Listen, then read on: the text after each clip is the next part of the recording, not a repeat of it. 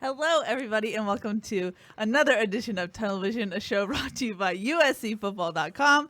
I'm your host, Keely, Eure, joined by some guys who are already pretty rambunctious right now. Ryan Abraham and the one and only Chris Trevino.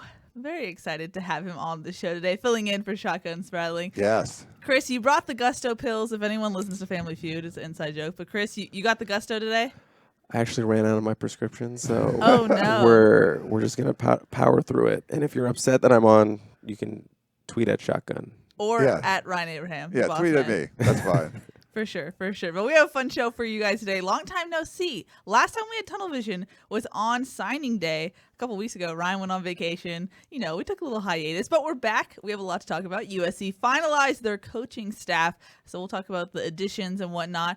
USC also released its spring camp schedule. March 10th is the day, 20 days away from today, Wednesday. So we're getting back to football pretty soon here, guys, which is pretty exciting. And then, Ryan, you and I have had a pretty busy day today. It's been a long day. It's been a long day. We had an exclusive podcast with USC Athletic Director Mike Bohn. We got to talk to him for about 40 minutes, which was pretty nice of him to come on the show. He also gave us some nuggets, some breaking news, one of those being USC has canceled the UC Davis game. They'll be one of 3 teams that have never played at FCS school, so they're going to try and schedule with the FBS school in the future. So we'll talk about that. We'll get into the fun things that we talked about with Mike Bohn, and maybe not so fun things as well. Yeah. As always, you can call us 512-4-TUNNEL. If you have a question for anyone on the team, you can call, and our intern Micah is standing by to screen your call. As always, you can tweet at us, #TunnelVision. We already have a tweet in the queue. Thank you for that. Yeah, thanks for the People tweet. are ready and on it.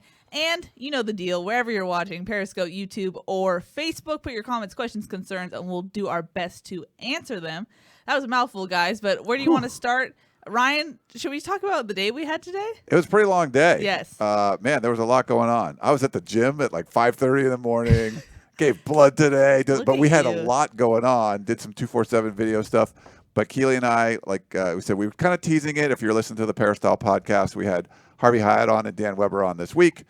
And we had set up a exclusive, not one-on-one, because there was 2-on-1, I guess, interview with USC Athletic Director Mike Bohn. And it was going to start about 3 o'clock. We ended up starting like maybe 3:20 or so.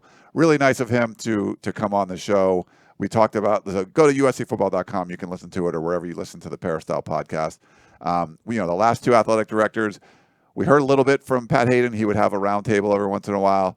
Lynn Swan, like, we would never get pressed with him. So the fact that Mike Bohn would come on, like, we've had head coaches on, Kiffin, Sark, Clay, all that stuff, but never had the USC athletic director on before. So it was kind of cool that he would come on. And there was some breaking news, like, Keely mentioned, the UC Davis game. He also told us that spring football practices, all of them, would be open to the media and open to the public. I tried to get him for, like, the fall. He didn't go there, but at least for spring, you can come out and watch practices. I think we peppered him with a lot of questions. I mean, like Keely said, it was like 35 minutes or whatever it was. We gave him a lot of questions, and I think he said some really interesting things. So really props to the athletic department for being this open and being able to talk with us. So I really love that. Yeah. What were your takeaways from that talk, Ryan? I know it's general. Yeah, no, I think we tried that early on. We tried to get him to talk about the Clay Helton decision, and he's like, hey, we're moving on from that, and I get it. Yeah. Like the fans still want to hear it, but it's going to be in the past now, so there's not much you're really going to do about it. And it was a lot about the changes they've made, and I think he knows the fans are frustrated. He likes the fact that they're passionate. You could be apathetic, and that's worse. So the fact that they're passionate, if they're really mad, at least there's that fire there. Then you can get those fans back, in his opinion. And I think seeing that he liked that, he knew that they're frustrated, and what he's trying to do now is advance this program further. So you make a bunch of good coaching hires. We'll talk about that in a little bit. You double the recruiting support staff. You're trying to do everything you can to make this, a better program. And one of the stories we shared at the very end of the podcast is, a mutual friend was a longtime season ticket holder. We had 4 tickets just for himself, would bring people to games, tailgate and everything. And he's canceled his tickets the last 2 years. And, I heard from the athletic department, and they talked. And after talking, he decided he was going to, re-up his season tickets again, and he got a personal call from Mike Bohn, the athletic director, and thanking him for his support and things like that. So I think they're trying to chip away. There's a lot of negativity there. He knows it. He acknowledges it every time he tweets or all that stuff. You see it. But they're doing their best to try to chip away. The big one isn't changing. Clay Helton's still going to be the head coach, but there's a lot of other things that they're trying to change, and a big one being just the FCS game. And I think that's significant. And Chris, we'll get your thoughts on this too. Yeah. When you're talking about, was it necessary that USC scheduled the FCS game? No, obviously it was not. It's going to be a lot harder to fix it, to reverse it, than it would be just to not schedule it. And it kind of shows what the last administration was doing, probably the last 10 years. It was sort of like, I guess we'll just schedule an FCS game, and not really, going out of their way to try to fix. So Mike Bohn would have to go out of his way to not just. It wasn't like he could have avoided scheduling. He was like, oh wait, you don't want an FCS school? Okay, we won't schedule one. But he had to go in and fix it, listen to the fans, and the fans were, they're all yelling at him. But he'll listen to what they're yelling at him at, and they're like, why are we playing an FCS school? Why are we no one, UCLA and Notre Dame haven't. We shouldn't either. And he listened, and they figured out a way to get out of the game. They're going to have to pay money. The athletics reporting it's $725,000 to get out of it. But they're like, it's important. We want to get out of this game. And then, so it's not done yet. What he said was that they informed UC Davis that it's going to be canceled, and they're really close to finalizing a deal with an FBS team. But there was a problem created by the last administration, and they fixed it. So I thought that was impressive. Yeah. Yeah, that's the biggest takeaway for me, just specifically with the UC Davis game, is that this administration is listening to their fans. They're taking in what they're saying and then processing it and then doing something about that. I mean, with the last administration, you felt like complaints were falling on deaf ears and nothing would get done. And, it's been an overwhelmingly positive response to this. I mean, just looking at the Facebook comments from the story we posted about the game being canceled, everyone's just huge relief on my shoulders. Can't believe this is happening. I can't believe what an insult. We actually were going to play them. It's about time we started acting like a college football power. So just overwhelming positivity for a program that needs some positive juice right now. Yeah. And that's, if you listen to the end of the interview, he was saying that. He was saying, like, we're going to be USC. Like, you have to act like a blue blood program, and USC hasn't been doing that. At the end of the interview, ask him about the Pac-12. What's your leadership role going to be? I asked him specifically, like, would you look at going independent? Yeah. Would you look at maybe joining another conference? And he said, and he kept it real short, but he's like, everything's on the table. So that would never have happened before. It was such a quick answer too. He was ready for it. But I mean, the fact that just means that you are USC and you're going to start acting like it. And I think the fans, you can argue. I don't know how great of an athletic director he's going to be. I mean, I don't know. I like a lot of the stuff he's done. But just show the way he's been acting and saying, like, hey, we're going to be USC. I think that's going to win some of the fans over. USC hasn't acted like that, and Mike Bohn sounds like that's the way he wants to treat this program, like it's a blue blood program. Yeah. Now, I see in the comments some people are hesitant about listening to the podcast and whatnot, and I get that. But it's worth hearing what he has to say if you're going to be negative about him. You have to be informed. And I think he did a good job of trying to extend an olive branch, a hand to those. Because we specifically asked him, what are you going to do to win over the fans who are not budging from Clay Helton should be fired. And so he kind of addressed that and whatnot. So I think it was a interesting way for him to try and extend an olive branch to fans. Yeah. And, I asked him specifically about the recruiting comments. I mean, fans were crushing him on Twitter and on the Peristyle and in the comments of all that stuff. And, he addressed those and he talked about that. And I think his answers made sense. He's talking, right? I mean, there's words there, but you're starting to see some of the actions. And for any fan that's like, I still don't want to, that's fine. Like, you have your prerogative. You don't need to like buy into everything he's saying. Yeah. But I would watch at some of the things that are happening. The fact that the UC Davis game is going to be canceled is action. Like, that's something that, hey, the fans cared about this. It wasn't the big money boosters that were complaining. It was the $100 donors that were complaining. And they listened to that. That has not happened. Like, Pat Hayden wouldn't have listened to that. Lynn Swann certainly. I mean, Lynn Swann didn't listen to people that worked for him, let alone like fans. So that's at least a positive sign, like Keely said. So listen, like, you can hate him or whatever you want, or hate all the hate you want. That's fine. But listen to what he had to say. Yeah. And judge for yourself. Mm-hmm. And you can find that on uscfootball.com. Or at the Apparel podcast, wherever you get your podcast, you can search for it and you can see that episode. And Ryan, don't we have a special going on currently? A special, for another couple of hours. So for $1, you can get 2 months of access. So the whole spring football schedule for $1.99 plus a penny. You can find that in your couch.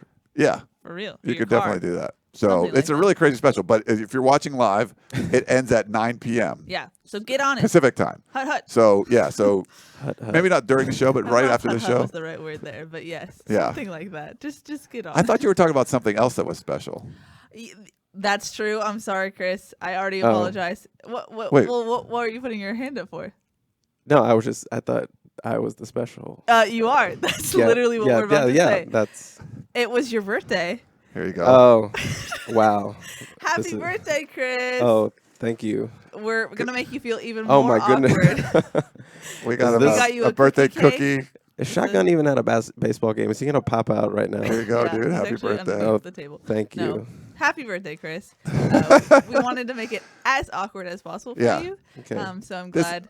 This is definitely out of Chris's comfort zone, so it's just more for our fun people. than for his birthday. But no, we want to wish him a happy birthday. I want to shout out to the P. There was a birthday post for me, and there was a bunch of nice comments and stuff. So I appreciate that. You got fans. I don't really know how they figure out it's my birthday, I guess. Yeah, I was wondering, how did they know? My first year there, somebody posted it. I was like, how do you know it's my birthday? Yeah. They stalk you. I used to do that. Yeah, you can put it there. I used to do that with Gerard, post his birthday or tweet his birthday, and he didn't really like it so much. So it was good. It's good. Oh, okay. Well, that's good. I like that. Yeah. Nice. Happy birthday, Chris. Happy Thank birthday. It's not today, but it already happened. But still, for TV purposes, it did. As you mentioned, Ryan, USC released its spring schedule, which will now be open to fans and us as well. So that is exciting. But I'll put it on the screen. Starting March 10th and going through, they're doing the thing that Clay Helton kind of instituted where they go through, have their first week essentially in notepad shells, take a week off for spring break, and come back and have the next 4 weeks. The interesting thing, this is the second year in a row where USC is going to have its quote-unquote spring showcase and then have another week of practice. So it's an interesting little configuration they have there. Chris, what was your first reactions to the spring schedule? I personally really like spring ball. I don't know what it is. It's just I just like the feeling of spring camp. I mean, in the fourth quarter of the Holiday Bowl, I was not looking forward to spring camp, but now I'm actually excited about the upcoming practices. But I just want to see if that spring showcase is going to change at all. Yeah. With Orlando coming in and all the hitting and the talk about upping the tempo, upping the physicality in practices. So I'm trying to see if that actually is going to resemble something closer to a scrimmage that, doesn't really happen anymore at USC. Yeah, well, if you look at the schedule, like Keely said, it looks exactly the same. So that doesn't lend to, it's going to be very different. If you were going to have a real game, you figured it would probably be at the end.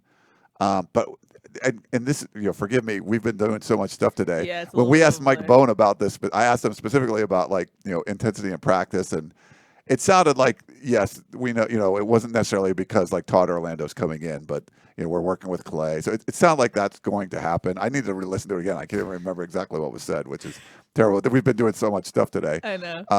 But I feel like there will be a difference in practice, and it's spring.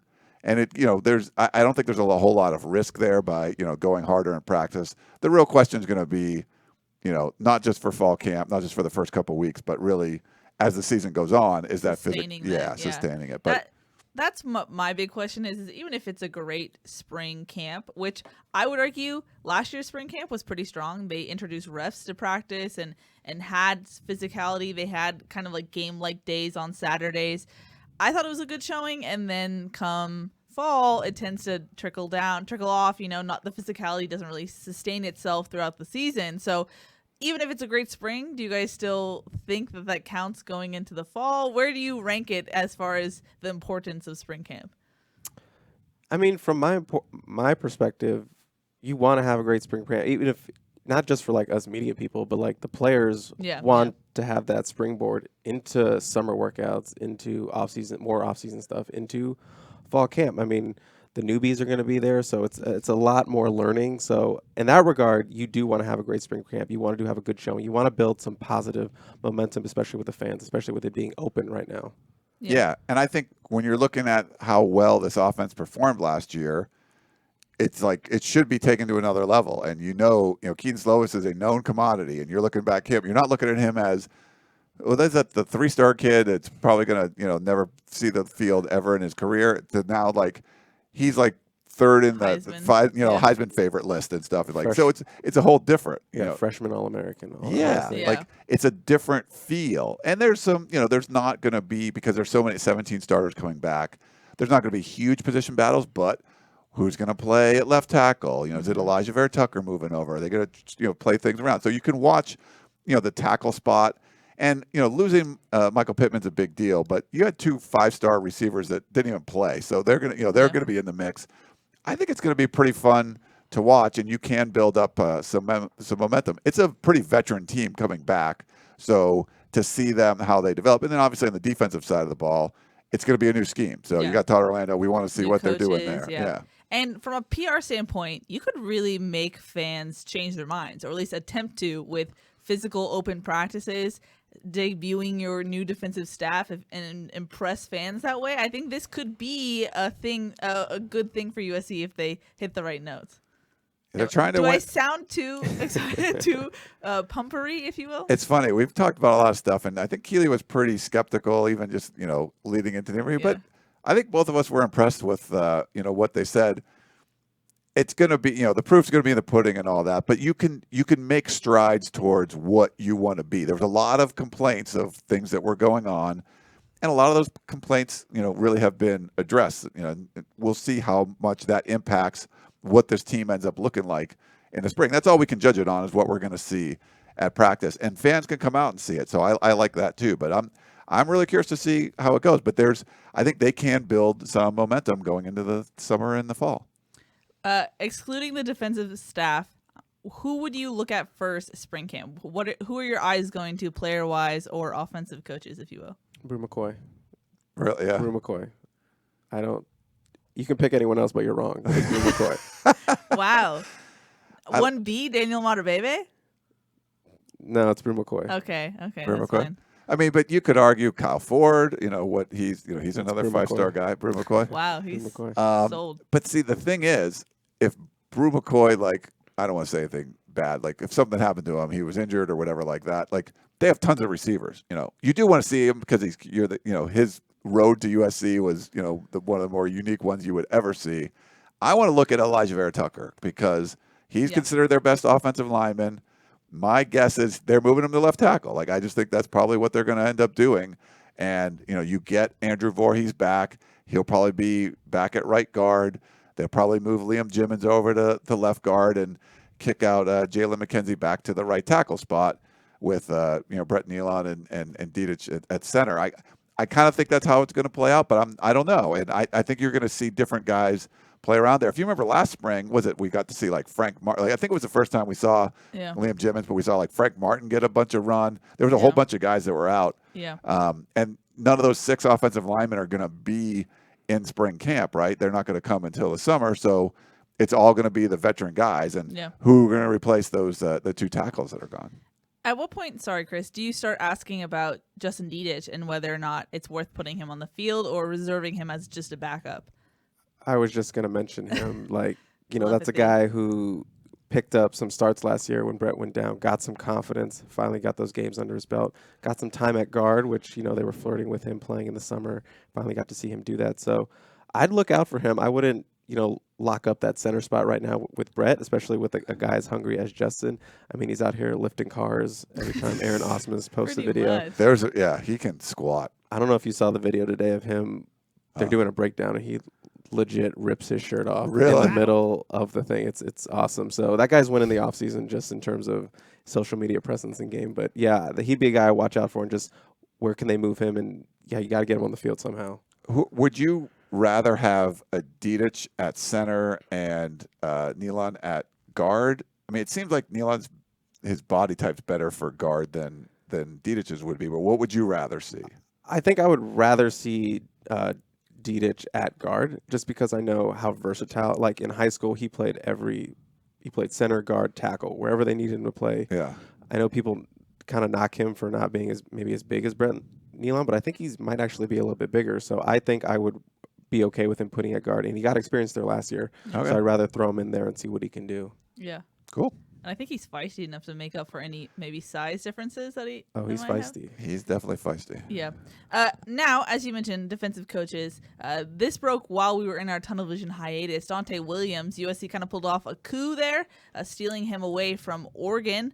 Now, Chris, I know you are close on the recruiting scene, so you got to hear the kind of the reactions when this Williams news broke. What was the word on the street for recruits and whatnot? Just so much positivity, so much excitement.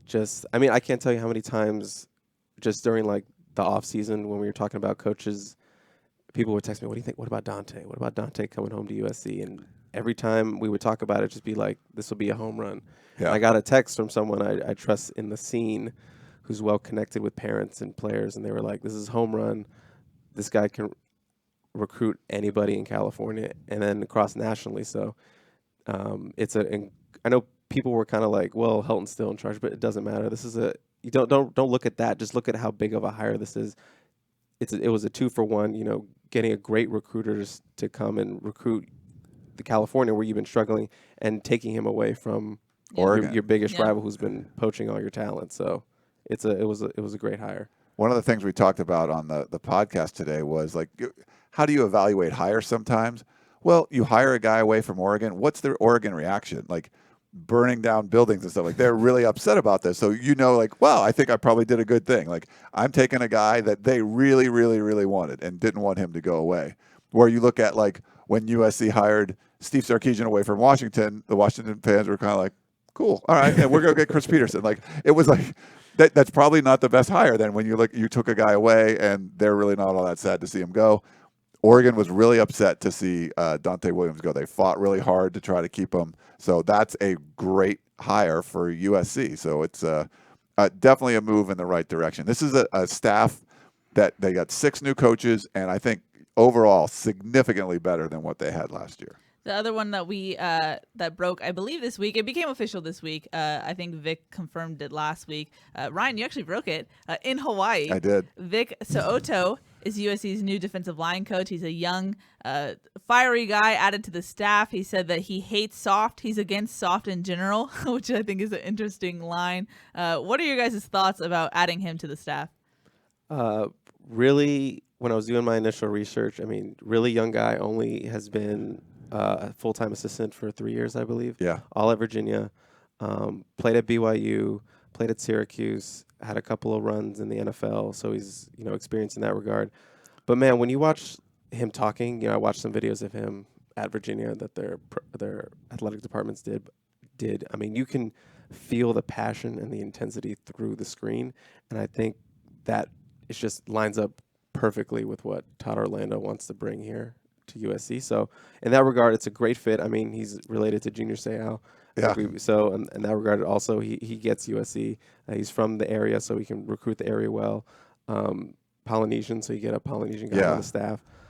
So just hit a bunch of boxes for me, and I really like that hire. That's probably my favorite hire, behind the Dante one, which is. Yeah, and I think you look at when you're trying to build out the staff, I think they wanted a young, energetic defensive line coach, and they got him. And He's also filling a recruiting need. With the Polynesian, you don't have Johnny Nansen on the staff anymore. You don't have Chad Kay anymore. So you kind of needed that. Same sort of thing where like Todd Orlando, Craig Niver, like they're Niver especially is known as a good recruiter, but he's a Texas guy. You wanted someone that's a Southern California recruiting guy. Dante Williams, boom, is that. So I think you not only built the staff as far as how you want it to be with the position coaches, but also how you're going to be able to recruit. They're probably going to recruit Texas a lot better, and certainly you're going to get Southern California a lot better, and you have that Polynesian connection. Not that you always need that, but it certainly helps. And he also, just being in Virginia, he's got ties to all those major programs on the East. I mean, a lot of his offers that went out this week were, he offered a 5-star defensive tackle in Louisiana. He offered a 4-star defensive tackle out of Baltimore. He offered a 4-star defensive end out of New Jersey. So he's making offers not just in California, but nationally too, and big guys nationally too. So, I mean, those are the kind of offers you want USC to go for. You want them to try to pull those out-of-state talent like they were back in the day. Yeah, and we've seen this before if you remember Dylan McCullough, when he was hired out of Indiana, a great recruiter that would he was putting running backs in the NFL at Indiana, recruiting guys away from the SEC. And when he got to USC, he was like, this is so much easier to recruit. I think you're going to see the same thing with Vic. He's going to be like, I was recruiting those 5-star guys. It's not as easy to go to Virginia. If he was recruiting at Clemson, yes, he's recruiting at Virginia. And so it's a different thing. It's a different, just up the street in the ACC, but it's a completely different ballgame. Now you're at USC. You got the SC on your shirt. It makes things a lot easier. So that kind of energy, that young energy, and he's a dude, if he walked into, any room full of people, like, the odds are no one's going to take this guy. Like, he could take everybody in the room. So yeah, I believe it. The Gerard said he looks like he can still play. Yeah, he does. It's crazy. So maybe him and Carey both do routes and whatnot. So maybe he can join in and practice. We actually have a question, a caller that's calling about Dante Williams. I'm going to actually go to. He just hung up. Just kidding. We're not doing that. Oh. Too bad. But I guess you guys already touched on it. And Mike Bohn kind of made the case that USC's a sleeping giant and is starting to wake up. Does a move like Dante Williams kind of signal, hey, we can turn the tide if we want to, if you're USC? I mean, that's something that we haven't really seen USC make, that kind of checkmate move in a while. What do you think this signals to the rest of the conference and maybe the nation? Yeah, I mean, he's kind of, I think he said you're putting people on notice and, waking a sleeping giant and all that stuff. I think USC fans want to hear that. And we haven't seen, the hires we've seen have been sort of like familiar. There's not really like outside the box kind of hires, taking away someone that someone else wanted. It was very, even getting like a Graham Harrell, there's the people that wanted him, but he's a hotter commodity now that he came to USC. And I think Dylan McCullough would have got more attention. He showed what he could do at USC and ends up going to the NFL soon after that. But a guy like Dante Williams, he's already been established as the #1 recruiter in the Pac-12. So that means you are looking at, I'm going to go get a guy that would really help us, that other people want, that is really wanted where he is right now, and still try to go get him. That's not been USC's mentality before. So to me, it's a complete shift. And having an athletic department and that's supporting the head coach and going to help them with the hires instead of just being hands-off, let them do it thing. They're bringing their own expertise and their process of trying to hire people. And I think, they got Luke Fickell to go to Cincinnati, win 11 games. I mean, it's an amazing hire. And they got panned for it when they hired him, and it's worked out really well. I think they used a lot of that, the processes they used for that, they tried to use for these assistant coaches, and it seemed to be, I think they've hit the mark so far. I think Dante kind of summed up what this means when he wrote "Time to Take Back the West." Yeah. I mean, if you're gonna be the sleeping giant and reawake to be that true blue blood, it starts with keeping your kids at home. It starts with stop having all these other programs poaching your talent, and that it's a message in the sense that USC is saying, "Hey, we're not going to take this anymore. You're not going to take our kids anymore." And that he was the best hire you could make to repair that fence around California. That's been, people are sneaking through. It's been decrepit, obliterated. You're not sneaking through it. It's been destroyed. The barbed wire has been cut. Nice analogy.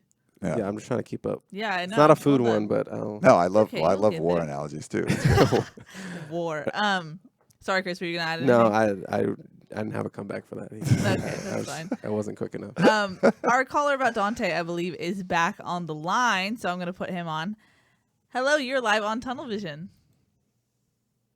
Hey, Tunnel Vision, it's Dave from Iowa, and I just wanted to say that, like, I'm happy that we got Dante Williams, but Oregon hired their next cornerbacks coach within 5 days after Dante announcing that he was going to USC. So I sort of think that Oregon, they felt a little hurt, but they knew eventually that he was going to go, and they found a replacement straight away. So I just wanted to say that. And then second, curious, what's the news with Jake Garcia after getting offered by UCLA? Thanks. Thanks. You. I mean, everything we heard from the Oregon side was they did not want to let him go. I don't think they were expecting to lose him. Yeah. I didn't realize they hired someone quickly. That's great. I mean, you want to do that and fill it in, but I can guarantee you he's not going to be the kind of recruiter that Dante Williams is. They would much rather have Dante Williams than whoever the heck they got. I didn't see the news there. But. Yeah. Also, USC notoriously slow. Yeah, USC has a weird bureaucratic mess that they're dealing with. So the hire gets broken, and then at least a week later is when they say, "Hey, we hired Dante Williams." You know. Yeah. So. Yeah. What about the Jake Garcia stuff? Jake Garcia. Yeah, I mean, Jake Garcia, USC's 5-star composite QB commit for the 2021 class, the Pied Piper of that class, if you will, kind of bringing everyone in. Offered by UCLA earlier this week. I mean, it's an interesting offer just because UCLA is also making a run at Miller Moss, the other top SoCal signal caller, who's also considering USC. Yeah.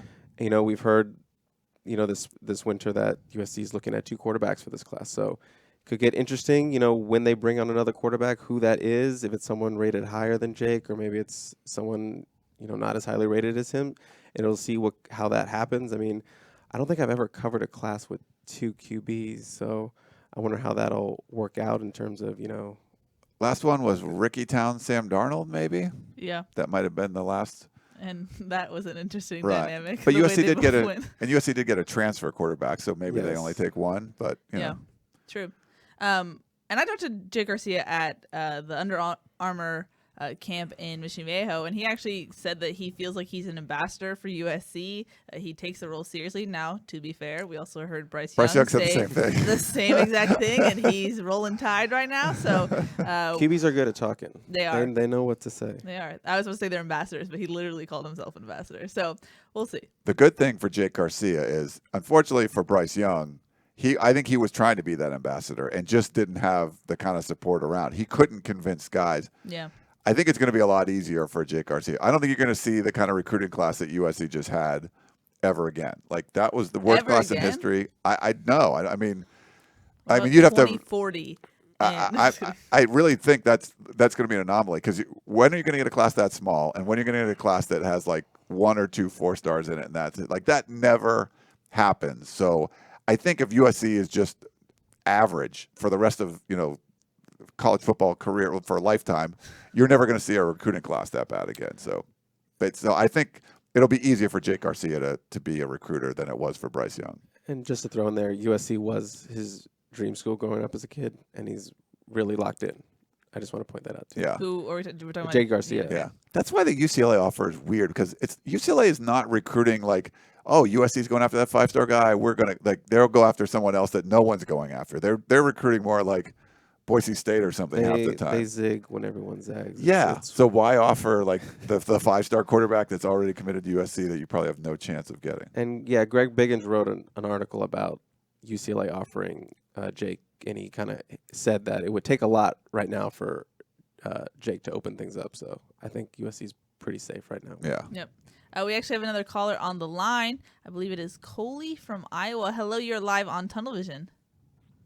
Hi, Keely. Ryan, thank you for coming on Irish Illustrated and having a nice interview with them. Because, of course, I think there's not near enough talk about Notre Dame football. But my question is, replacing UC Davis, what inside information, or at least rampant rumors, who does USC would like to replace them with? Thank you for that. Yeah, I did an interview with they're doing like I think they do off season, like look ahead to opponents and stuff. So I just, and I'm pretty candid talking about USC. So glad you like that. I really haven't heard. I think there was, I think like Middle Tennessee and like UNLV. You have to look at who had openings. Dan Weber on our podcast this week said that there was actually like 6 openings or something that, programs that had openings. There looked like there were some options. I'm just not sure. From what they told us, Mike Bohn said they're really close to finishing the deal. So we should know soon enough. But yeah, I really don't know. But it was nice of him to kind of, we said it about a month ago. We put it in the war room and then we put it out like, hey, USC is going to get rid of the UC Davis game. And, he took it to the next level saying they told them they intend to cancel it and they're close to doing it. Now, if they would have, the Athletic reported the buyout went up after January 1st. If they could have canceled it before then. But the problem is it's going to take a while to get the replacement game. I don't think you could cancel it and pay the less buyout of $500,000 versus like $725 or whatever it is, but not have something lined up. So I know there was some criticism on tweets or like, if they don't get the game lined up, I don't think there's any chance. So they can't just cancel it and not have a game. So it sounds like they're real close to the game, but unfortunately we don't have any more information on which school that would be. Was that our second consecutive caller from Iowa? Was it? Dave from Iowa and Coley from Iowa. Wow, nice. Interesting. Shouts to Iowa. Also, I've seen people throwing out Boston College as a... Oh, was that one of them too? I think they have an opening. Oh, nice. You guys want to go to Boston? We did that a few years ago. Or I did that a few years ago. I didn't make that trip. We had a quick one from Cody on Periscope. Can you talk about the new special teams coach?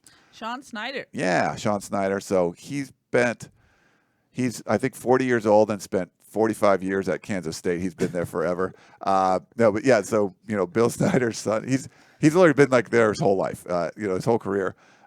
Bill Snyder's son. Bill Snyder is a big special teams guy. If you remember Frank Beamer at Virginia Tech, like there's certain coaches that love special teams, and his son coached special teams, was like the national special teams coach of the year a couple of times. His they were efficient. They had explosive plays. They didn't have a lot of the, terrible plays like USC has had. So it should be a significant upgrade over what USC has. My philosophy on special teams has always been like, just, be decent. And if you get some great plays, that's fine. But you don't want to be the home run hitter that strikes out a lot of times. And USC special teams have been like that. The occasional home run with a lot of strikeouts. And I don't think that's going to be the case with Sean Snyder. I'm curious to see how much they practice, how the practices change. Because special teams, John Baxter was a huge part of how practice was run. So big changes in with this new special teams coach. Do you think the dynamic of practices change in the sense that it was kind of like warm up, do individual drills, and then suddenly we're slowing it down and doing special teams for 45 minutes? How do you think will that change at all?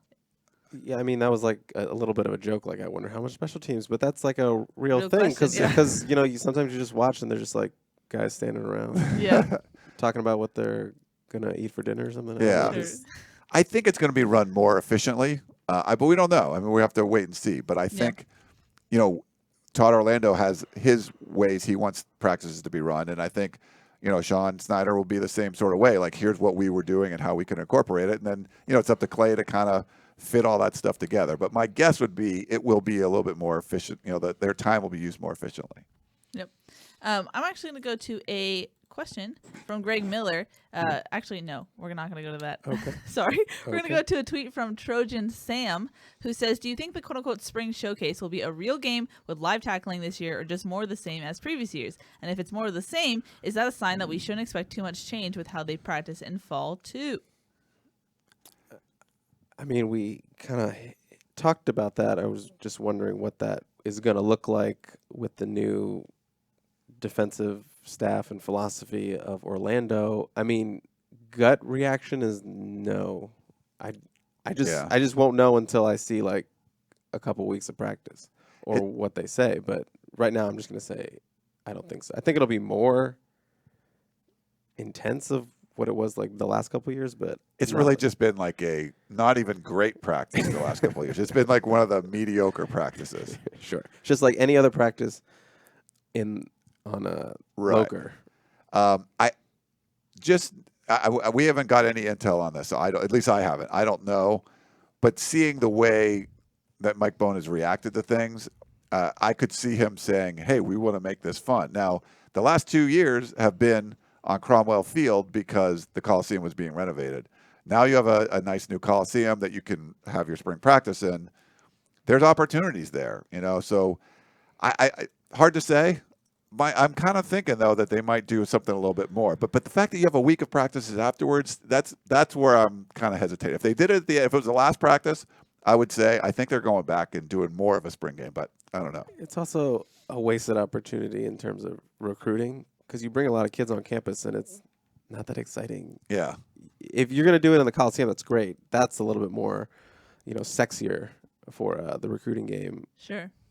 It was almost like they were trying to make the practice not interesting. And it was on the Pac-12 network. It was weird. It was like, did you go out of your way to make this as boring as Under possible? the radar. It was Under at the radar, Loker baby. Stadium, and Shaka and I were watching it on the Pac-12 networks while standing on the sideline because we couldn't necessarily see what was going on. It was kind of odd. But their argument was that they could take the tape and then address everything the following week. Sure. But how many times have we heard take the tape and address things, and that hasn't really happened. I gotta watch the tape. Yeah, gotta correct our mistakes. Let's go to a question, the one I wanted to get to. Sorry, Greg Miller. I know you got excited when your tweet or your question popped up. I'm actually going to go to Dave Swartz, who said, is there anyone other than Dennis Dodd who had knowledge of us meaning USC, having Dave Aranda, quote unquote, wrapped up as DC, which is another way to segue into our promo. 2 months for $1. You can read The War Room, and that's who had it first about Dave Aranda. Ryan, take it away. Yeah, the only people that had it. And we got a lot of flack from USC fans like, there's no way USC went after Dave Aranda. And our sources were definitely, that's something they tried to do. And it didn't look like Dave Aranda was going to get that Baylor job. And then he eventually did. But from what our sources were saying, he was going to come to USC. And USC was going to spend $2.5 million on a defensive coordinator, which is very, that's crazy. But that's a game-changing kind of coach, So, again, I give the athletic department credit for even they would never even thought about doing something like that. Another positive move, breaking out the checkbook for a guy like Aranda. Yeah. Yeah. So we put that in the War Room. I don't know, was that a month or two ago? It was a while ago. No, a month. It was like a month ago. Yeah, probably like a month ago. And so it was kind of justification when we saw what Dennis Dodd's story. Dennis Dodd's story was not very popular with USC fans, but that was one of the nuggets that was in there. Yeah. That they did, make a real run at Dave Aranda. And that's just showing you, hey, we think we're USC. Is there a really good coach somewhere? We'll try to go get him. And we said this months ago. I'm like, when you think you're going to hire a head coach, try to get someone really good. I will give you credit for just attempting to go after someone really good. If you don't get them, that's fine. And this is the same kind of thing. All the credit in the world for trying to get someone. Obviously Dave Aranda left. They were probably going to break up the band after that national championship, and there was an opportunity there. They look at the Todd Orlando thing as an opportunity to kind of buy stock on a dip, where he was a really popular, coach who was getting $1.7 million a year. So he was one of the highest paid assistants in the country a couple of years ago that everybody wanted. Interview for head coaching jobs, things like that. And then a year later, it's now is he not a good coach anymore? So I give them credit for especially going after their main target, Dave Aranda. Yeah, for sure. I'm going to go to a tweet from Jason Hernandez, who said, could you break down the Nike contract that Dan Weber always talks about? What does it include, and why is it a bad contract? It's low. I mean, UCLA signed this enormous Under Armour deal.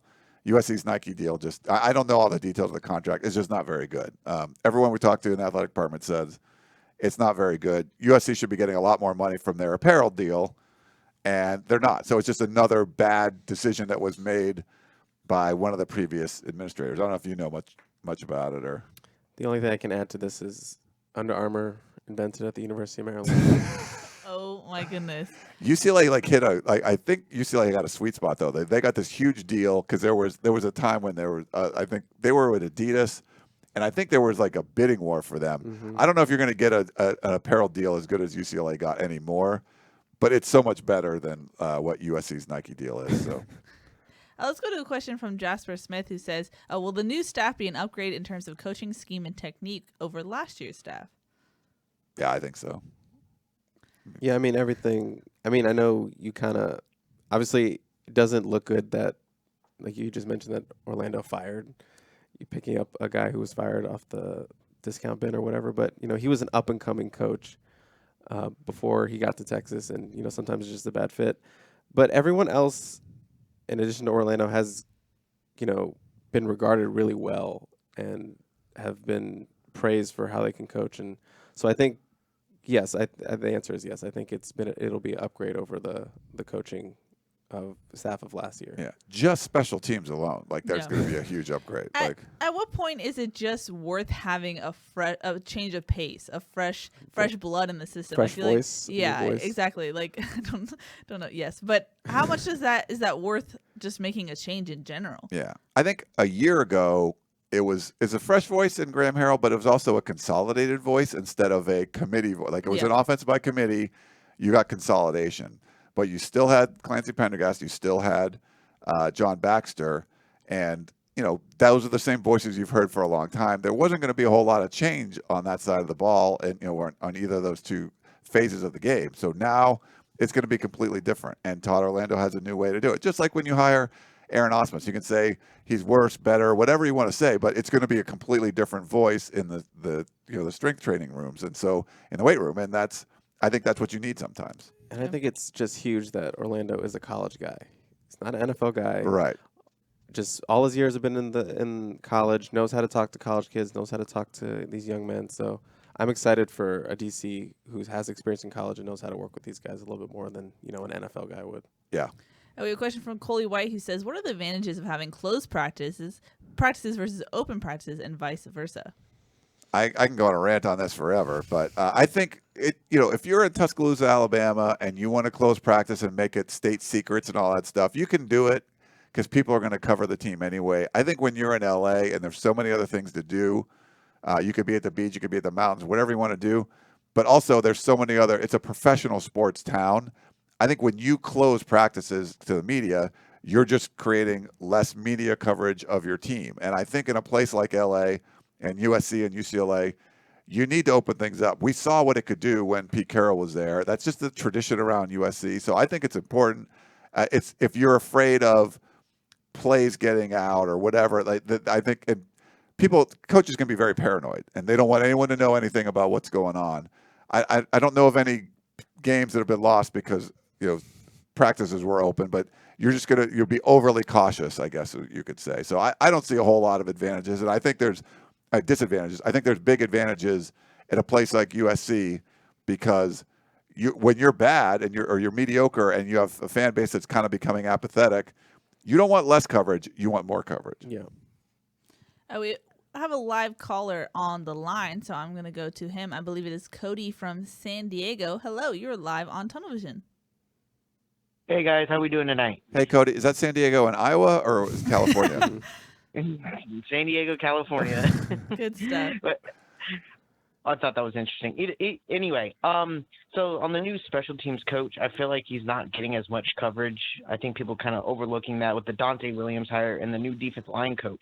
But I don't know about you guys, but I am ready for a real special teams. Too many times, too many mistakes. Going back to the Fresno State game, I think it was the first kickoff.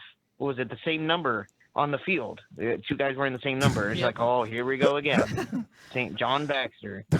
So I was wondering if you guys can maybe describe the special teams coach a little bit. I don't watch Kansas State games, and I know he was there a long time, and just what he brings to the table. Thank you, guys. Thanks. Yeah, that double number thing. I mean, I thought you could end the season after one play. I was like, this is not going to be a good season. Like that you can't do that. Like, and the thing was, is like the touchdown happened, the fans erupted, and then it was like, oh wait, there's a flag, and then it was just like it just went down. But it was a 61-yarder. Was it a touchdown that called back? Touchdown. Bayless ran the length of the field. Oh, was it? And then the 61-yarder counted, was right? Counted, yes. Okay, he ran it for a touchdown. Yeah, I just tried to block that out of my head. So I talked to a buddy that covers Kansas State, and Sean Snyder was an All-American punter at Kansas State. From what he told me, he's like amazing. He does great work with the kickers, punters, and snappers. Like really, the specialists are his kind of specialty.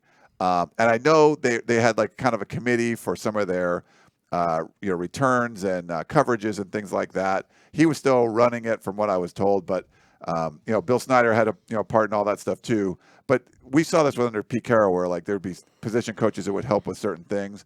But Sean did a lot of work with the specialists themselves, and they've just done really well. But I see them breaking like I said, the occasional really good play, but not really making bad plays. And I think to me, that's like what you want from special teams. Yeah, and too bad Shotgun's not here because he's the one who kind of rants about special teams and he watches it. But the thing that he talks about on our podcast is there's so many hidden yards in special teams, and that was something that was just kind of discounted. You had to like kind of take into account when looking at USC games. It was like, oh, this is gonna be a bad punt, or oh, they could have downed this ball at the 1 yard line, but it's a touchback. Stuff like that where there's so many hidden yards. And Taylor Mays always talks about how the details really matter, and you can tell how detailed a team is based on how their special teams play. So I think it matters, of course. So whether or not this will be a good change or not is still TBD, I think. But I think a change was definitely needed, as Coley said. Or not Coley, I'm sorry. Who was the caller?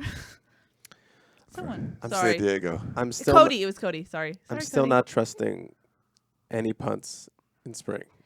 I'm never hyping up a punter again. That's just a personal rule of mine from now on. But that is definitely something to watch, though, because you got this punter. Don't talk me back in. Don't give me hope. But you have a guy that's really good at working with punters, who was an All-American punter himself, working with like a freakish talent at punter. So maybe what we see in the spring, if he like just bombs punts, it's going to be translate to games. I don't know, but we're not gonna hype it up anymore because we all got burned. If they're hitting the pool, then I'll write about it. Only if they're getting into the pool. But just a couple more stats. He's coached 27 players to All-American honors, 21 All Big 12 honors, and he had an incredible run of 3 consecutive Big 12 special teams players of the year. So yeah, good. Like not like. Good Try stuff. not to be below average. We had a couple Periscope ones about Chris Claiborne and potential, he would be a great local recruiter. So, Yes. Former USC All-American Butkus Award winner that was, what was it, last coach, Calabasas High? Yes. So there's no position open anymore on the staff as far as full-time positions go. He could potentially come on as an analyst. There's definitely been some interest in hiring some former USC players. I don't know anything specific about Chris, but we put some stuff in the war room, from time to time on it. But I think that would be great to bring him in. I don't think it was the right move to give him a position coach because he has no college experience. I don't think you can keep doing that. I think they're hiring people that have done their jobs before, and I think Chris would have an opportunity to come in as some kind of analyst and then work his way up. Sure. Yeah, I mean, I think our last update was there hadn't been really any contact or nothing imminent or anything like that. But I know his name has been popping up every time we post something on Twitter. Yeah, people want to hear about Chris Claiborne. Yep, for sure.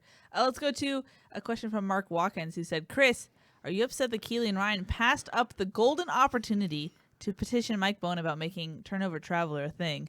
Would have been the perfect birthday present. Oh my goodness. I didn't even think about that. And yes, now I'm so mad at you guys. That's one of the questions I should have submitted. He said we could follow up with him anytime, so we could definitely follow up with that turnover traveler. It's been very turnover traveler-y this month. I don't know if you guys saw my tweet about the woman. Someone tweeted at you though. Yeah, I'm getting some turnover traveler love. Like I said, one of my New Year's resolutions is to take this movement. So that was the woman. She had a little service pony. That she bought 2 first-class seats and had the pony like fly in first class with her. I think she was going to Orange County too. So interesting. She was on her way. I think we can all agree that the USC players and coaches need an emotional support pony. I think it's needed. All that's telling me is there is a mini pony in Southern California. I think there's probably more than one, but yeah. Well, at least one. True. I'm moving on now. In terms of recruiting, Brian on YouTube's was a little sassy. He said, "You guys act like USC didn't get Leonard Williams out of Florida, but how many years ago was that? And what does the national recruiting scene look like for USC since that pickup?"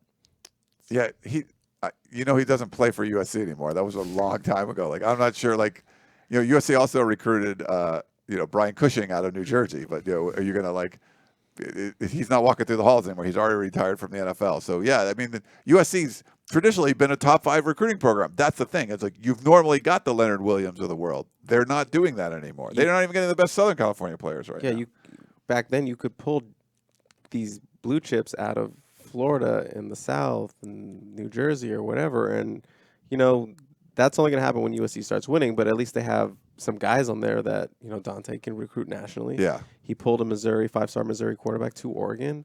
I mean, we talked about Vic and his East Coast connections at Virginia and how he's offering kids on a national level. So, I mean, it won't change until USC starts winning, but at least you have guys who are in position to do that when that happens. Yeah, and I think so the fans out there that are like, I don't care, it's Clay Helton and stuff.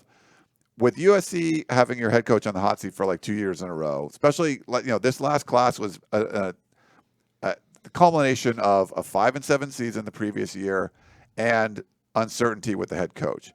You're still going to have uncertainty with the head coach this year, unless they go out and like beat Alabama. But there's most likely going to be a bunch of uncertainty about the head coach. But the staff is going to be a lot better as far as recruiting goes, and I think it'll be easier to weather the storm. You couldn't have a bunch of part-time recruiters on the staff and have uncertainty of the head coach and have like a mediocre season, all that stuff together. That's why you get the 60th ranked recruiting class or whatever. But perfect storm of it was. That's why I think you'd never have that kind of class again. But now I think they're going to be able. I think Jake Garcia will stick around. He'll be able to help recruit. Dante Williams, Vic, all those guys. I think the class will be better. So even if it's not a good enough season, and they make a change at the head coach at some point at the end of the season or during or whatever, I think the recruiting is going to be a lot better anyway. And depending on who they bring in, you could get a big boost from that. I think the staff, though, on their own, even with the uncertainty of head coach, is going to make recruiting better. On that front, we actually had a question from Mike Connolly, who said there have been a lot of offers to recruits across the country lately. Is this a new approach or is it just more publicized now? What do you think? I mean, they would offer kids here and there. I definitely feel like there's been a kick up this month. I have to go back and look, but I definitely feel like it's a little bit more national attempts out there, and not just like a 3-star from New York or something. They're offering like 4 and 5 stars from Maryland or Louisiana. Maryland. Look, they did. They offered a 4-star defensive tackle out of Maryland. He's got to mention Maryland. So I gotta throw that in there. But I think the effort is there. You definitely want to get on these kids' radar. New staff. I know Vic. Some of those guys that Vic offered, he knew at Virginia, so he's just trying to reopen the connection. Like, hey, I'm over here now. Why don't you give USC a look? So that's only a good thing, right? Yeah. This to me looked like a plan. This is a planned going out and canvassing the country with offers. It's incorporating the new people that were hired to be recruiting analysts, recruiting support staff. They were pretty thin. I think it would have been harder to execute what we've seen over the last couple days or last week or whatever before. And I think now you have much more of an infrastructure in place. You got better recruiters, like Chris mentioned. Vic Soto being a East Coast guy and having a lot of connections there. This to me looked like a coordinated attack. Like they're going out and really trying to canvass the country and do things. So I think this really was an attempt to, hey, USC is not going to be the 60th ranked recruiting class anymore. We're going to go out and get some big names. We haven't even really mentioned the boost that they get from having Orlando recruit as well, because that was not something Pendergast really did until the very end of a cycle, or where you're going in-home visits, and that's some of the times that's the first time the kid's really interacting with him. But I'm doing interviews with defensive guys, and they're like, yeah, Orlando called me. Oh, really? Right. Yeah, Orlando was one of the first calls when... Ryan, if you listen to the Family Feud podcast, he dropped this knowledge on the pod. Oh, yeah, I try not to listen to that. No, it shouldn't be shocking, but it's weird hearing kids bringing up Orlando so early. Yeah. You're like, yeah, he called me. He's great. I love his energy. He wants to be out there. It's like he wants to play with us out there on the field. So you got to love that intensity. So that's a little bit of a boost. I mean, I don't think Orlando is regarded as like a Dante level recruiter, but even still, it's an upgrade in over comparison. Right. Yeah. You could be middle of the road recruiter and it would be significantly better.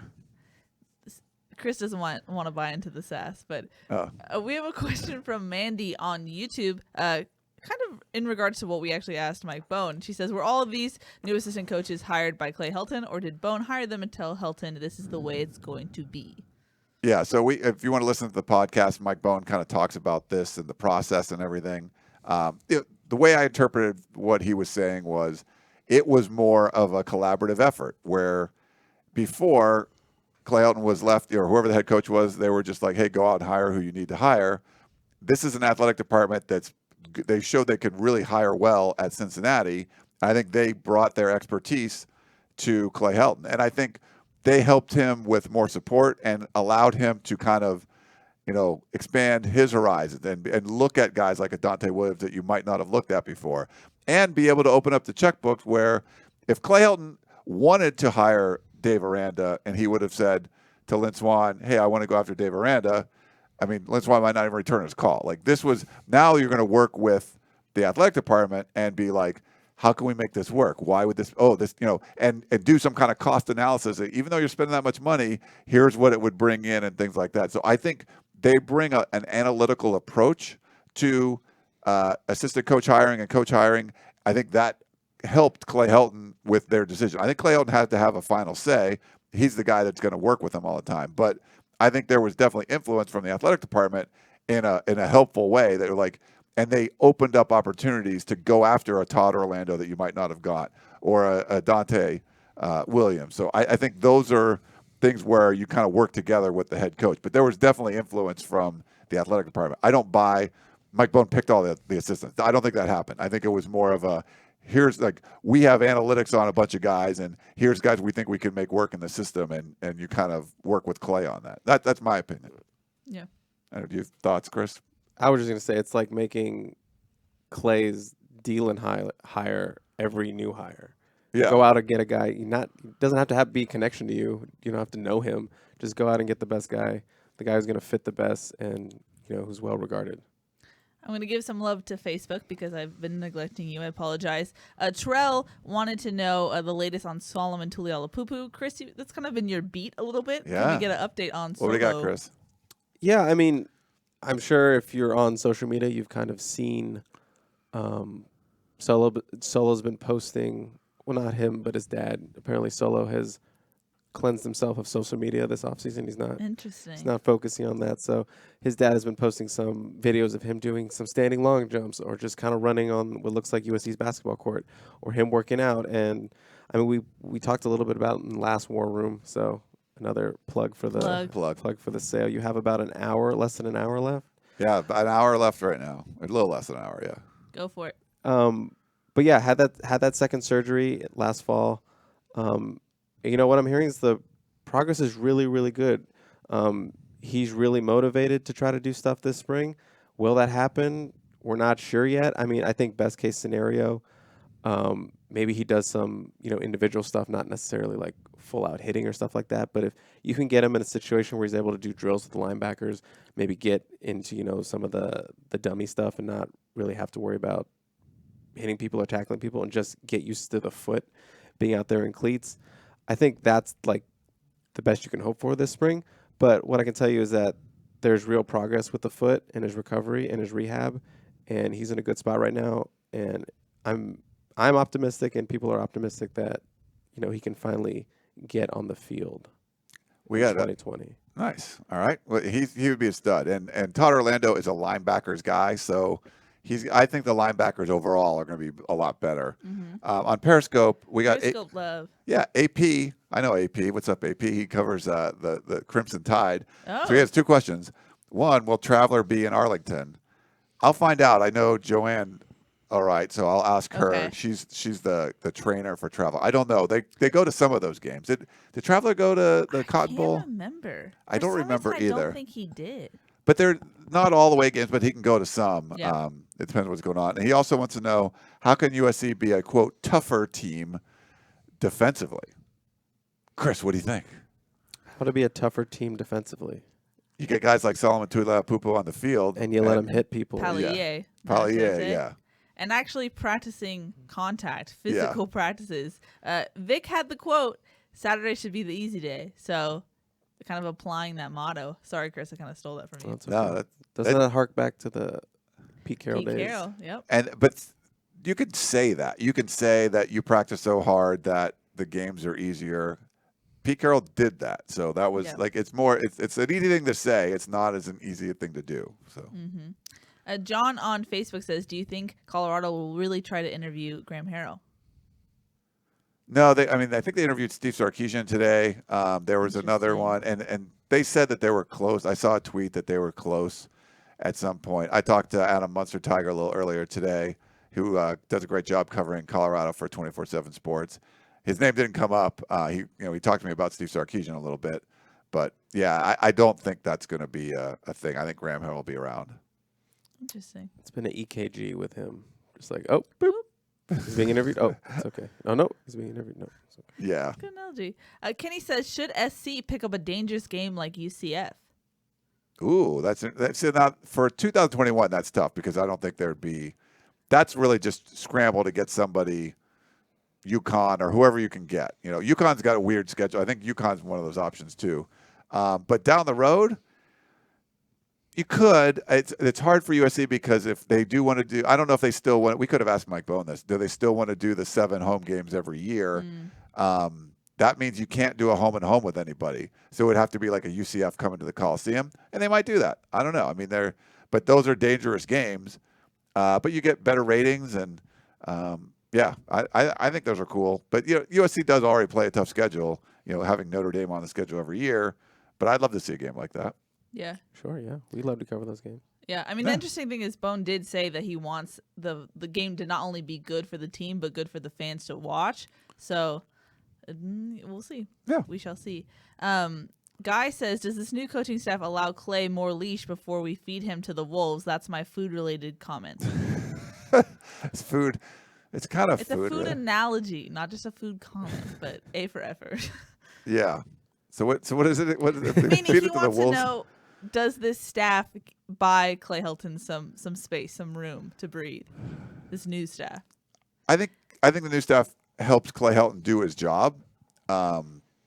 So I think that's beneficial. But I think if you're not going to, my opinion, and we asked Mike Bohn about expectations. He wasn't going to put an arbitrary win total and say Clay's got to win 10 games to keep his job. He wasn't going to do that. To me, it felt like it was more about results. I asked him specifically about beating the blue blood programs. He said that was important too. I don't think you can go like 9-3, win the Pac-12 South with losses to like Alabama, Notre Dame, and Oregon, and expect that to be successful. So I think the new staff will help him at least get to that level. But you're gonna have to get over the top and beat Oregon, Notre Dame, or Alabama, or 2 of those teams. And if you can do that and win the Pac-12, that definitely will probably buy him more time. But short of that, I don't think it will. But I think it's going to make his job a lot easier having a better staff around him. Chris, any thoughts? He hit everything. Nice. David on Facebook says, can you talk about the obvious battle between JT versus Keenan? Keenan? He said Keenan. I mean Keaton. I Yeah. usually autocorrect, but I'm tired. Well, Lewis also wants to know how JT is progressing. Clay Helton said they're going to see a little bit of JT in the spring, but he won't be really healthy till the fall. So I don't think it can really be a battle. Yeah, I'm curious as to what a little bit means. Yeah, like stand and throw. Yeah, maybe I guess in just warm-ups, I could see that. But I don't assume he's going to be out there running the offense. yeah. But I mean, you won't really see that until fall. I mean, spring is not the time for that just because of the rehab, and apparently he's been progressing well. But again, this is just going to be a Keaton spring. Yeah, it'll be Keaton Slovis' spring, and we'll see. You'll see a little JT Daniels. We don't know what that means. Yeah. We just don't know. Can he do some of the late summer stuff? I think that would be helpful. Yeah. Can he start day one in fall camp and be a full participant? If he can't, I don't think there's any chance. And even if he does, I don't think there's a good chance. I mean, to me, this seems like Keaton Slovis' team. So as long as Slovis stays healthy, I think it's going to be him. Yep. Judy says, when was the last time a sitting USC AD was on a show? Meaning our show. We've never had one on our show. Like I said before, like Lynn Swan wouldn't do like any media. Like you might be able to, a couple people grab him after a football game for a couple quotes. Like it's been really, and we did have a couple Pat Hayden things early, like roundtables we would have in the SID office on campus.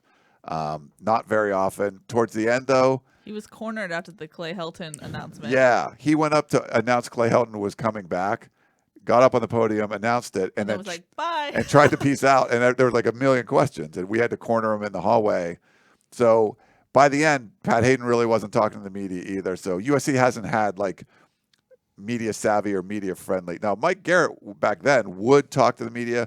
I don't think he was great at it, but he would he would actually do radio interviews and things like that. Mike Bohn's going to be a lot more accessible. You'll see him on other shows and stuff, I would assume, too. So it was good. I think they're smart. I mean, they look at our podcast and say that's the biggest one. It's been around the longest, so they picked us to go on first. We appreciate that.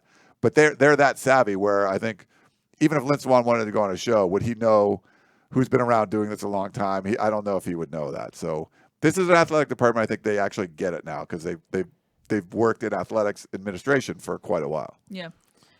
We have one more Facebook question, then I'm going to jump over to our friends on YouTube for some rapid fire. Augustine says, what's the attitude of Heritage Hall with all the changes going on? Well, there's been a bunch. I don't know if people you've talked to. It's a different. It's changed the ball game. Mm-hmm. I'm not going to say like there was more country club kind of thing before, but you have people in charge that really know what they're doing. And I think there was, like I said a million times, I think there's a lot of good people in the athletic department, but they had really poor leadership. And I think now you have great leadership, and that's going to help them, all those people. They cleaned out some of them. I don't know if there's going to be more changes. We didn't get a chance to ask Mike Bohn about that. There might be, but I think that the athletic department realizes like it's a different ball game now, and it's a good thing. Sometimes, if you're the petulant child, like sometimes you need discipline. You need you don't need the babysitter that lets you stay up till midnight and eat cookies and not have to brush your teeth. Like you need the one that's going to like make you do your homework and go to bed on time. And I think they have that now. It's going to be an adjustment, but I think it's a good thing. Yeah, I think what I've heard from more of the like rank and file athletic department people, they like the structure, the changing. I think some of them were frustrated with what they saw, but didn't really have the power to change. So the fact that there is change happening, I think they understand that it'll take longer just because there's a lot of problems to fix, but I think they're encouraged by what they've seen so far from Bohn. So Good stuff there.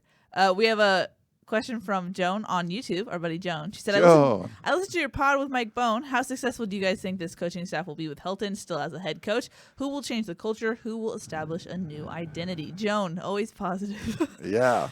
What do you think, Chris? So what's the heart of the question? She wants to know who is going to be responsible for changing the culture and identity of this team, USC team.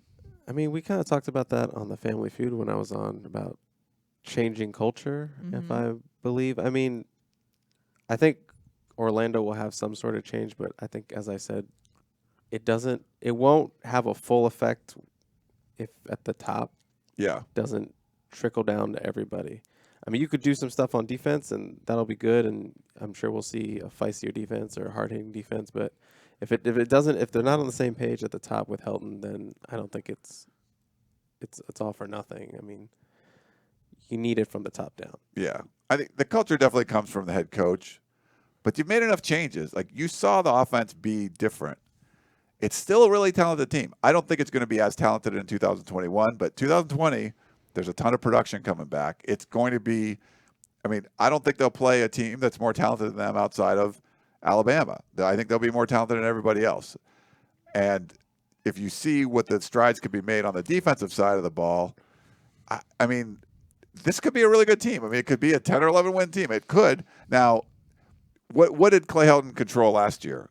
He was supposed to go do turnovers and penalties, and they were the worst in the country in that. So, I don't know how much is going to change. Or is the influence of different coaches around him going to make Clay a better head coach?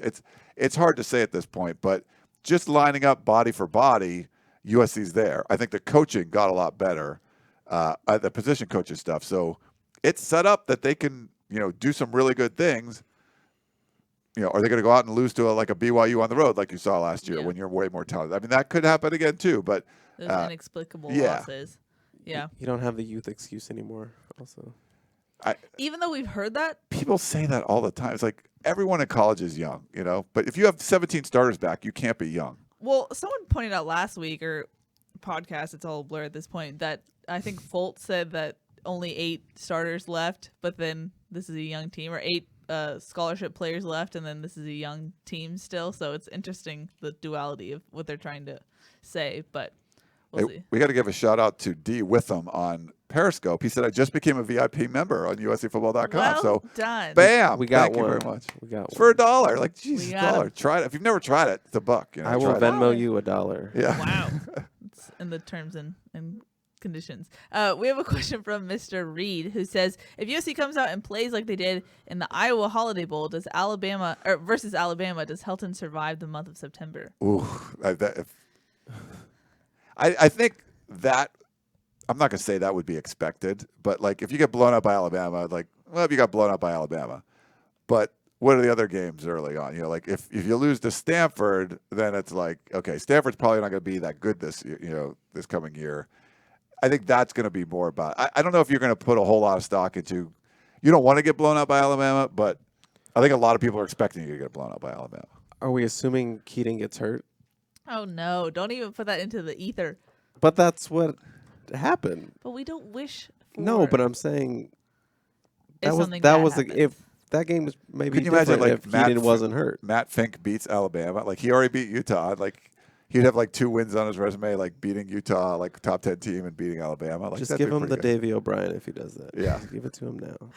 We have an interesting question from Coley on YouTube. He says, Notre Dame, our resident Notre Dame fan, Oh yeah, he's opens back. with Navy this year in Ireland. ESPN Game Day will cover it. Would you like to see USC have a game in another country? If so, which one? And then BW on YouTube chimed in and said a USC game in Mexico City would be cool.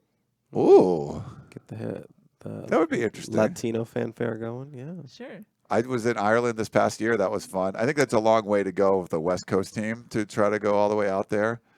I mean, you could open. We've seen open Hawaii. It's not another country, but Hawaii is a good Continental opener. US, sure. Or Mexico's. I've never been to Mexico City. That's That would be that's cool. like playing in Denver, right? It's super high. It's higher. I think it's higher Altitude? than Denver. Yeah, Interesting. altitude-wise, it's higher than Denver, I didn't know and it's that. huge. It's bigger than New York City, I believe, too. So I've never been to Mexico City. That would be an interesting one. That I'll would say be cool. Germany. Ooh, I can brush off my German. That would be fun. Germany. See, that's far though. To go to Europe from the West It's Coast. all It's a far. hypothetical question, and it's all far, like Chris said. Yeah. What about a London game like the NFL? Again, it's Again. What Sure. I'm thinking going the other way. Now you can't do Tokyo. China. But you with the Polynesian stuff. Could you play? Ooh, somewhere. That would be cool. Yeah. America Samoa. Yeah. That would be America actually Samoa. really cool, probably. And then you're For recruiting. players and whatnot. Yeah. Imagine the recruits you could get if you played a game in Samoa or Tonga or something like that. That'd be nuts. Yeah, that would be really cool. Reed on YouTube says, why doesn't the staff target a few elite JUCO players as well? JUCO players. USC's always kind of weird with JUCOs. I mean, they don't. Sometimes it doesn't seem like they offer a ton. I guess that's the point of the question. But I mean, they have a couple JUCOs on roster right now, mainly defensive linemen. I don't really know what the answer is. I mean, some staffs really like JUCOs. Some would rather get a young guy. But Yeah. I think for USC, it's just, there's some difficulties getting guys in.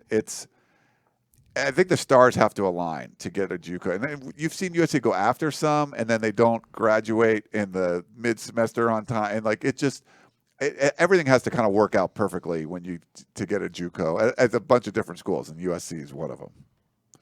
So it's just not easy. You can't go out and get 5 JUCOs a class like you're going to do at Oregon State or something. It just doesn't work. Tito on YouTube says, which unit on the defense are you most excited or looking forward to watching? linebackers. That's the right answer. Is it? Yeah. Brew McCoy at linebacker.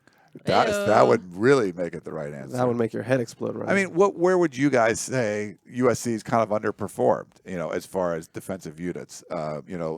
Moving Pellier to the will, he wasn't as effective. I just feel like you got Todd Orlando, who specializes in linebackers. Yeah. you had 2 linebacker coaches last year, and you didn't really have outside linebackers to coach. Like it was sort of a mess. And I think now that'll be cleaned up, and you should see a big production boost from the linebackers. My opinion. I don't know. And there's so much talent there. Yeah. So much talent. Untapped potential there at that position group. I was just being a contrarian for the sake of it. Sure. And P. Luke says, will the new AD bring Reggie back? We also asked about this. Ryan, what was your feel on that? So he wasn't going to get into it, but he listens to the fans. He said that the fans have made themselves clear on the Reggie thing, but he's not going to be able to comment on it. The statute of limitations for being disassociated with a university is 10 years. We found that out from the interim athletic director. Dave Roberts said that, and we didn't. That was like, what? We didn't even know that. We thought it was like a lifetime thing. Yeah. But he was on the committee on infractions. Like he's worked with the NCAA and all that stuff. So that was some knowledge that he dropped late last year. And so my guess is when there's an opportunity to try to bring Reggie Bush back, they're gonna. I think they're gonna see how popular getting rid of the UC Davis game was. They need wins. Like if you're the athletic department, you had the big loss. You kept Clay Helton. That's a huge loss. Like everyone hated it. But now you got to try to get some wins. And if you can bring Reggie Bush back, that's a pretty big win for most of the fans. That's a huge W. Yeah. Well, keeping with the baseball analogy, I think we did that on the emergency pod for, what was the emergency pod for, Ryan? Oh, the firing of the 3 longtime officials, yes. USC athletic department officials. But keeping with the baseball analogy, you said that was a single if they bring back Reggie. I think it's at least a double. For which, the Reggie Bush one? Bringing back Reggie. Yeah. I mean, they need to string together a bunch of hits, and it's just you can't hit a 12-run grand slam. Like it's just you got to just keep getting singles and doubles and small ball. Yeah, you got to play, and it's gonna be sustained. It's got to be a long rally without home runs, and I think Reggie Bush would be a base clearing double. So I would agree with you there. Sure. Okay. Like a Trout special, right? Yeah, it's almost baseball season. I'm excited. Sorry. If people keep asking, if you want to know where to get the podcast, uscfootball.com. It's in the article, as well as wherever you get your podcast. Search the Peristyle Podcast, and it's the latest episode, so that's where you can get it. Greg Miller, I'm answering your question since I teased you earlier by accident. He says, if Reggie comes back, would USC add him to chief of staff like Ed Reed at Miami? They have a chief of staff. They do. I mean, they could. I mean, he's in the media, so I don't think he would be added as any sort of position. But it's just, let him be a part of the program. Because if you ask an athletic department member about Reggie Bush now, they can't say anything. If you're a photographer at USC, and when Reggie was on the field with Matt Leinart and all that stuff, they weren't allowed to take a picture with Bush would be in the background. Like they had strict orders of what they could do. Everything that they put on social media, they ran through compliance to make sure that Reggie Bush wouldn't be seen. It was crazy, yeah. Now, is that USC being like compliant to the nth degree? That's my guess, but maybe we've seen a lot of compliance stuff going on there. But yeah, I don't think he would be like part of the staff because he's still working in the media, but just him being around would be a huge boost. Especially in recruiting. Without a doubt. Yeah. He's still to this day in the pictures that recruits tweet out of got an offer from USC and it's Reggie, it's right. Still is. They must just watch his YouTube videos like all the time or something. I know. I mean, it's yeah. I'm trying to think what are the most used players we see in tweet offers. It's Reggie, it's Juju. I feel old now because Juju is being used as an offer pick, and I'm like, what? Dory. Leonard Williams sometimes. Maybe. Sometimes. Those are probably the big 4 that I. Probably gonna wrap it up soon. Ron Major says, "Does USC have a clear path to the title this year?" We're not talking about this. Wow. Well, I mean, USC.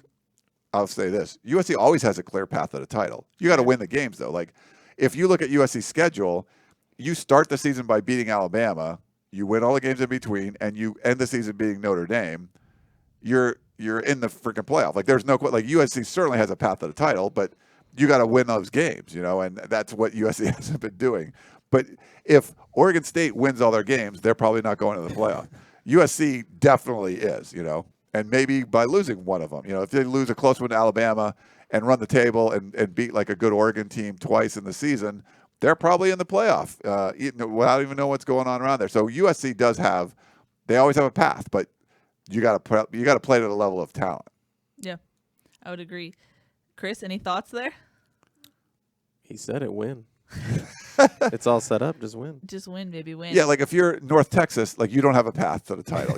If you're like Oregon State, like even like Cal, it's like, you have like Ole Miss. They play Ole Miss this year? I don't know.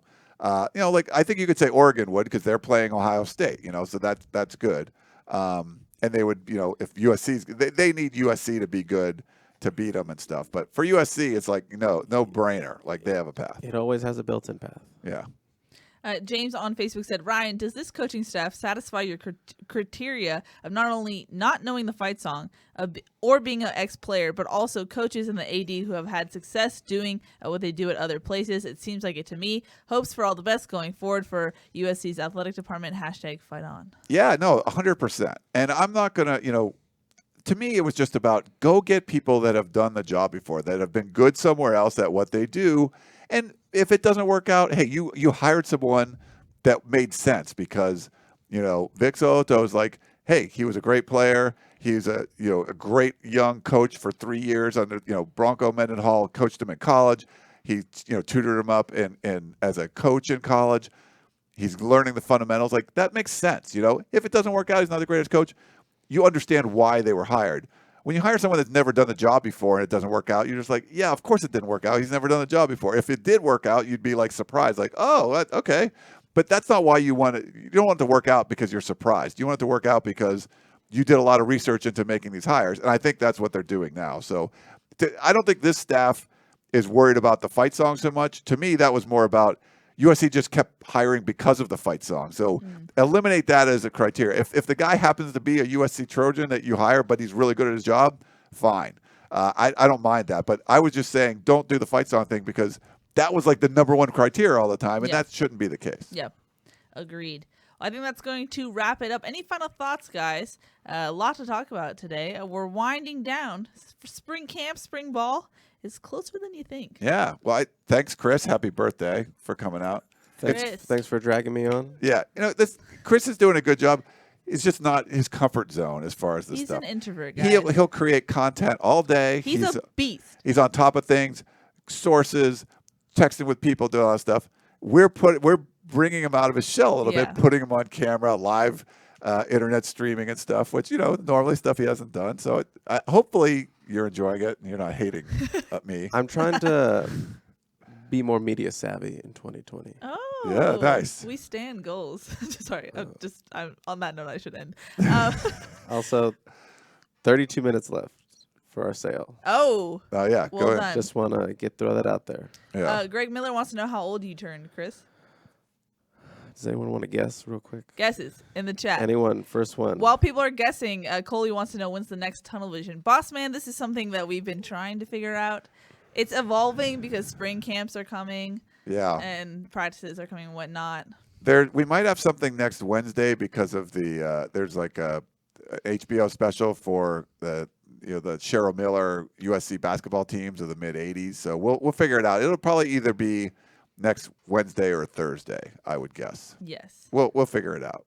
Okay. But we keep it tuned to uscfootball.com and also our Twitter accounts. That's where we put the info. The comments are coming in 28, 31, 35, and 18. 18. I'll go with 18. No, I'm 29. Ta-da!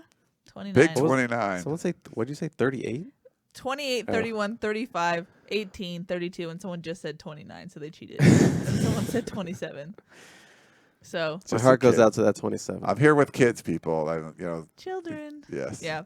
Alrighty, that's gonna wrap it up. Chris, again, thank you so much for coming on. We appreciate your time as always. Ryan, of course, thank you, the boss man, holding it down. But we'll be back. Make sure you stay tuned to our socials. That's where we'll put the latest on our next episode. Sorry for the crazy schedule. We'll get it consistent and nailed down. But that's Chris. That's Ryan. I'm Keely. We'll see y'all next time. Bye. Bye-bye.